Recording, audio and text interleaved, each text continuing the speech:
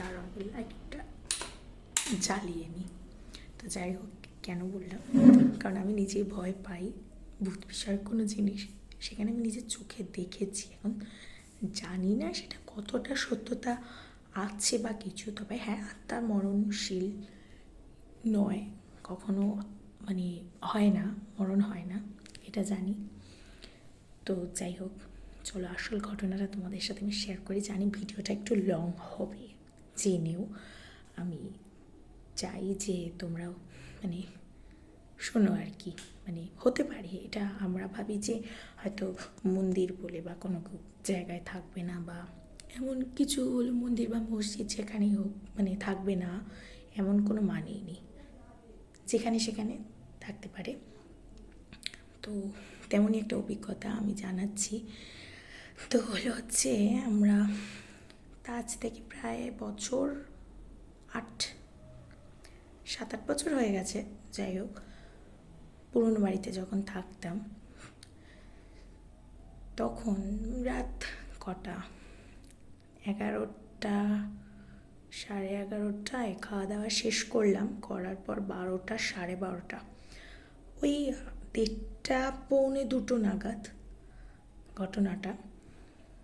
আমি মানে যেটা বেডরুম ছিল আর কি, সেই বেডরুমের পাশেই একটা জানলা ছিল, মানে গায়ে আর কি, বেডরুমের মধ্যে একটা জানলা ছিল। তো ওই একটাই জানলা ছিল, মানে আমাদের আগেকার দিনের পুরনো বাড়ি, মানে অনেক পুরনো। তো যাই হোক ছিল, এবার সেইখানে আমি মানে শুয়েছিলাম, সে আমার পাশে মা ছিল। যাই হোক, তো আমি মাকে বললাম যে মা তুমি কি ঘুমিয়ে পড়েছো? মা বলছে যে তখনও ঘুমায়নি। মা বলছে না, কেন কী হয়েছে বল। এবার মা জানে আমি ছোটো থেকে একটু ভয় টয় পাই, এগুলো জানে।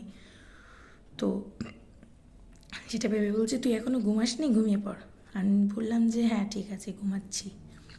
এবার জানি না হঠাৎ কী মনে হলো আমার যে না, জানলাটা আজকে আর খুলে রাখবো না, আজকে জানলাটাকে না বন্ধ করে দিই। তো সেটা ভাবতে ভাবতে মানে করে ফেললাম, সে জানলাটাকে বন্ধ করলাম। কি না, ওই শুয়ে মানে পায়ের দিকটা আর কি জানলা, যেটা মানে একটা পা দিয়েও বন্ধ করা যাবে জানলাটা, এমন অবস্থাতে আছে জায়গায় জানলাটা। তো যাই হোক, তো আমি পা দিয়ে যথারীতি বন্ধ করে দিলাম জানলাটা।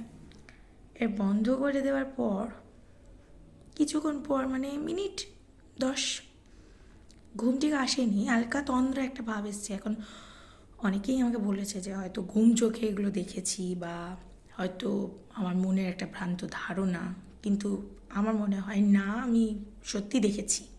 তো যাই হোক, অনেকে নানামুনি নানা মত, যেটা হোক সবারটা দিয়ে তো আর মানে আমার সত্যিটা মিথ্যে হয়ে যাবে না।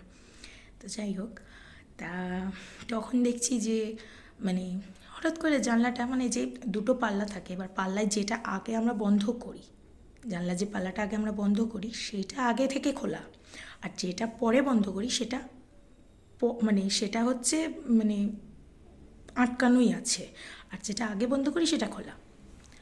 তো ব্যাপারটা বুঝতে পারলাম না, মানে ঠিক ভালো লাগলো না জিনিসটা। কি মনে হলো, উঠলাম, উঠে মানে দেখলাম কি যে না, মানে লাইটটা না নিলে আমি হয়তো বুঝতে পারবো না, কারণ যেহেতু অন্ধকার, আর তখন রাত বলতে অনেক রাত, তখন তো নিশ্চয়ই কেউ জেগে থাকবে না, কারো বাড়িতে লাইট জ্বলবে না। তো যাই হোক, কি মনে হলো, লাইটটা নিয়ে আমি জ্বালিয়ে, মানে জানলার রড ছিল, জানলার রডটাতে আমি জাস্ট লাইটটাকে মেরেছি, টর্চটাকে মেরেছি।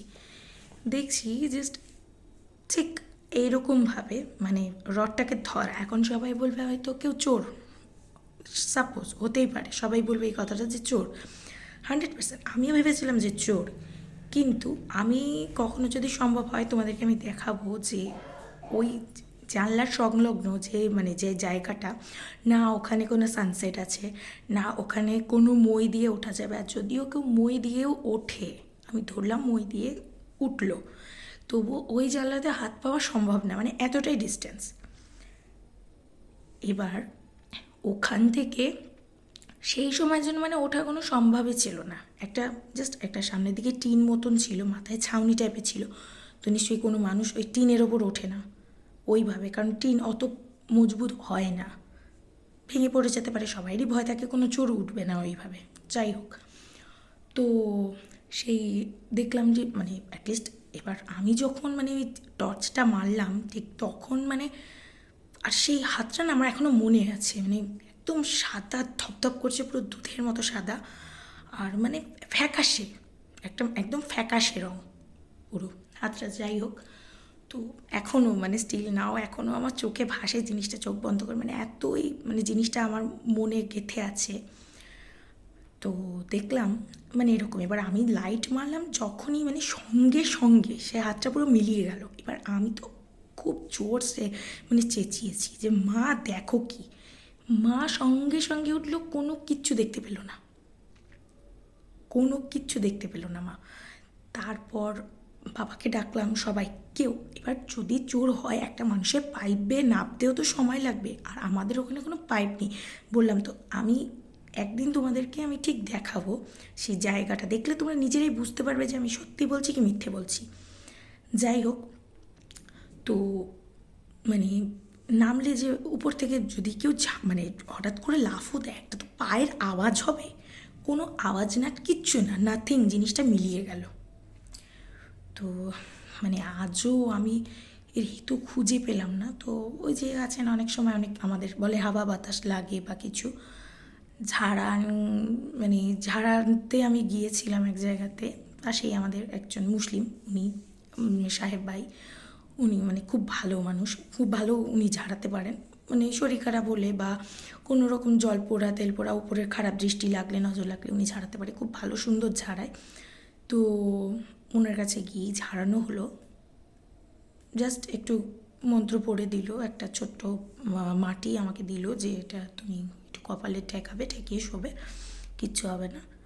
তো উনি পরে বাবাকে বলেছে যে নাকি মানে আমাকে তো ভয় থেকেও বলছিল না, এখন যাই হোক একটু বড় হয়েছি এখন বলে, সবাই বলছে যে ওকে মানে এসছিল, হ্যাঁ এমনই কিছুই জিনিস এসছিল, ক্ষতি করতো না মানে, তবে কিছু জানাতে এসছিল, কিন্তু আমি জানি না ওসব কি সত্যি কি মিথ্যে জানি না। তবে আমি বলি আমাকে তো বলতে এসে কোনো লাভ নেই। বলছে হ্যাঁ ওটাই দেখেছে, ঠিক আছে ও একটু এইটা তাই খাক, ঠিক হয়ে যাবে, মানে এই আর কি।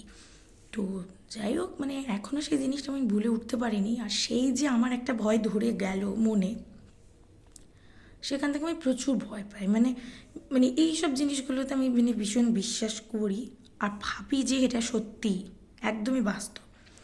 ইভেন বলবো কি মানে ওই জিনিসটা দেখার পরে থেকেও মানে আগেও মানে আমি এখনও মানে দেখতে পাই, সেই অভিজ্ঞতা পরেও আমি যে কী দেখেছি বা কীরকম কী ফিল করেছি সেটা আমি পরের ভিডিওতে কোনো এক সময় বলবো। ততক্ষণ অবধি টাটা।